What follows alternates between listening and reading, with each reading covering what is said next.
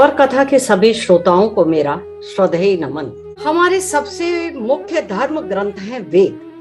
बंधुओं, जानने का प्रयास करेंगे वेदों के विषय में। वेद क्या हैं? वेद मानव सभ्यता के सबसे प्राचीन लिखित धर्म ग्रंथ हैं। विश्व के सभी धर्मों के यह आधार है, अर्थात सभी धर्मों की उत्पत्ति वेदों में समाहित ज्ञान से हुई है। और संसार में जितने भी मजहब हैं, उन्होंने वेदों में समाहित ज्ञान को अपने अपने तरीके से व्याख्या करके भिन्न भिन्न भाषाओं में प्रचारित एवं प्रसारित किया है। वेद ईश्वर द्वारा ऋषियों को सुनाए गए ज्ञान पर आधारित है, इसलिए इसे श्रुति कहा गया है। सामान्य भाषा में वेद का अर्थ होता है ज्ञान, अर्थात विद्या। इसी से शब्दों की रचना हुई है। वेद पुरातन ज्ञान विज्ञान का अथाह भंडार है। इसमें मानव की हर समस्या का समाधान है। वेदों में ब्रह्म अर्थात ईश्वर, देवता, ब्रह्मांड, ज्योतिष, गणित, रसायन, औषधि, प्रकृति, खगोल, भूगोल, धार्मिक नियम, इतिहास, रीति रिवाज आदि लगभग सभी विषयों से संबंधित ज्ञान भरा पड़ा है।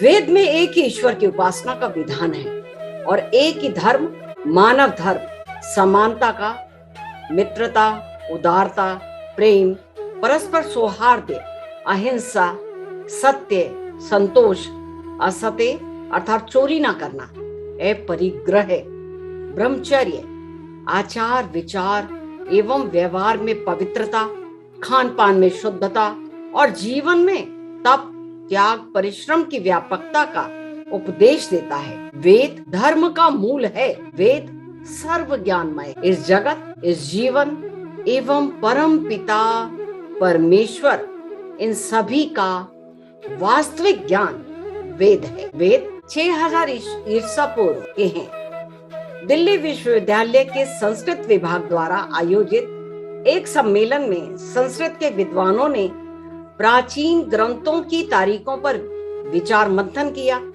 यह हमारी सोच की तुलना में वेदों के 4500 साल पुराने होने के बराबर है।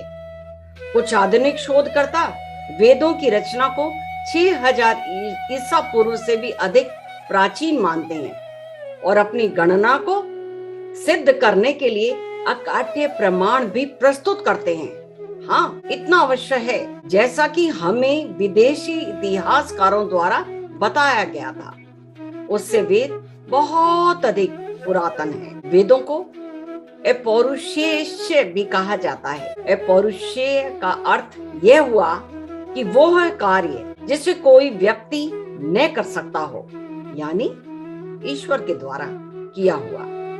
अतः पर ब्रह्म को ही वेदों का रचयिता माना जाता है। कई लोगों का यह मानना है कि वेद व्यास जी ने वेद लिखे हैं, परंतु ध्यान यह रहे कि वेद व्यास जी ने वेदों को लिपिबद्ध किया है, अर्थात वेद तो अनादि हैं, जो वेद व्यास जी के अवतार लेने से भी पहले थे। वेद भगवान श्री मुख से प्रकट हुए थे। भगवान से मनुष्यों तक वेद सुनते हुए आए, इसलिए गुरु शिष्य परंपरा के अनुसार इसलिए वेद को श्रुति भी कहते हैं। श्रुति का क्या अर्थ हुआ? अर्थात सुना हुआ। वेद में कुल मिलाकर 1 लाख मंत्र हैं और जिसमें 80,000 कर्मकांड हैं, 16,000 भक्ति कांड हैं और 4,000 ज्ञान कांड की ऋचाएं हैं। ऐसी भी मान्यता है कि प्रारंभ में एक ही वेद था और उसे पढ़ने के लिए सुविधा अनुसार 4 भागों में उसे विभक्त कर दिया गया। ऋग्वेद, यजुर्वेद, सामवेद और अथर्ववेद। ऋग स्थिति, यजु रूपांतरण, साम गतिशील और अर्थव जड़। ऋग को धर्म, यजु मोक्ष, साम को काम, अथर्व को अर्थ भी कहा जाता है और इन्हीं के आधार पर धर्मशास्त्र, अर्थशास्त्र, कामशास्त्र और मोक्ष शास्त्र की रचना हुई।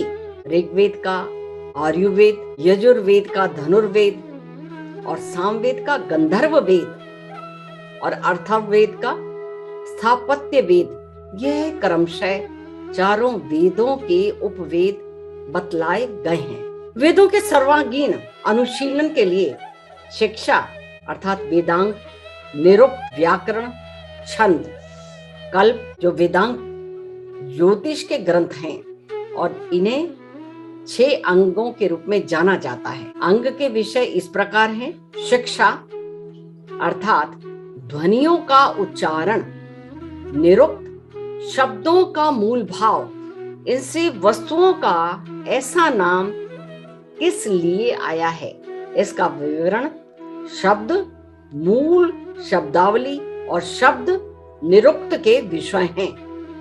व्याकरण, यदि व्याकरण में देखा जाए तो संधि, समास, उपमा, विभक्ति आदि का विवरण वाक्य के निर्माण के लिए, समझने के लिए अति आवश्यक है। छंद, छंद के अंतर्गत गायन, मंत्रोच्चारण के लिए, आघात और लय के लिए दिए गए निर्देश। कल्प अर्थात यज्ञ के लिए विधि सूत्र, इसके अंतर्गत श्रोत्र सूत्र, ग्रह्य सूत्र, धर्म सूत्र और शुल्ब सूत्र वेदोक्ति कार्य संपन्न करना और समर्पण करने में इनका महत्व माना जाता है। और ज्योतिष, ज्योतिष समय का ज्ञान और उपयोगिता, आकाशीय पिंडों अर्थात सूर्य, पृथ्वी और नक्षत्रों की गति और स्थिति से वेदोक्ति यज्ञों का अनुष्ठान ही वेद के शब्दों का मुख्य उपयोग माना गया। और सृष्टि के आरंभ से ही, जैसा कि आप जानते हैं, यज्ञ करने में साधारणतया मंत्रोच्चारण की शैली, मंत्राक्षर एवं कर्म विधि में विविधता रही है और इस विविधता के कारण ही वेदों की शाखाओं का विस्तार हुआ है। इनका उल्लेख महर्षि पतंजलि ने अपने महाभाष्य में भी किया है, परंतु अब उपयुक्त सभी शाखाएं मूल ग्रंथों में उपलब्ध नहीं है। माना जाता है कि प्रत्येक वेद के 4 भाग होते हैं। पहले भाग में मंत्र भाग अर्थात संहिता के अलावा अन्य 3 भाग को वेद ना मानने वाले भी हैं, लेकिन ऐसा विचार तर्कपूर्ण सिद्ध होते नहीं देखा गया है। अनादि वैदिक परंपरा में मंत्र, ब्राह्मण, आरण्यक और उपनिषद एक ही वेद के 4 अवयव माने जाते हैं। यह अवयव वैदिक धर्म में वर्णित 4 आश्रमों के अनुसार हैं। कुल मिलाकर वेद के भाग ये हैं: संहिता मंत्र भाग अर्थात यज्ञानुष्ठान में प्रयुक्त व विनियुक्त भाग, यह अवयव ब्रह्मचर्य आश्रम के लिए है। दूसरा ब्राह्मण ग्रंथ यज्ञानुष्ठान में प्रयोग परक मंत्र का व्याख्या युक्त गद्य भाग में कर्मकांड की विवेचना, और यह अवयव गृहस्थ आश्रम के लिए है। और तीसरा आरण्यक यज्ञानुष्ठान के आध्यात्म परक विवेचना युक्त भाग, अर्थ के पीछे उद्देश्य की विवेचना, और यह अवयव संन्यास आश्रम के लिए है। उपनिषद अर्थात ब्रह्म, माया व परमेश्वर, अविद्या, जीवात्मा और जगत के स्वभाव और उनका संबंध बहुत ही दार्शनिक और ज्ञान पूर्वक वर्णन वाला भाग, यह अवयव वानप्रस्थ आश्रम के लिए है। वेदों की 28,000 पांडुलिपियां भारत में पुणे के भंडारकर ओरिएंटल रिसर्च इंस्टीट्यूट में रखी हुई हैं और इनमें से ऋग्वेद की 30 पांडुलिपियां बहुत ही महत्वपूर्ण हैं, जिन्हें यूनेस्को ने विरासत की सूची में शामिल किया है। यूनेस्को ने ऋग्वेद की 1800 से 1500 ईस्वी पूर्व की 30 पांडुलिपियों को सांस्कृतिक धरोहर की सूची में शामिल किया है। उल्लेखनीय है कि यूनेस्को की 158 सूची में भारत की महत्वपूर्ण पांडुलिपियों की सूची 38 है। आज केवल इतना ही। अगले सप्ताह वेदों के संबंध में आपसे विस्तार से चर्चा करेंगे। ओम भूर्भुवः स्वः तस्य वितुर्वरेण्यं भृगो देवस्य धीमहि धियो यो न प्रचोदयात्। एक बार पुनः आपको शत शत प्रणाम करती हूँ और इस चैनल के माध्यम से ये जानकारी प्राप्त कर हमें भी लाभान्वित करें। आपका मार्गदर्शन स्वर कथा को हमेशा एक नई दिशा प्रदान करता रहेगा। धन्यवाद।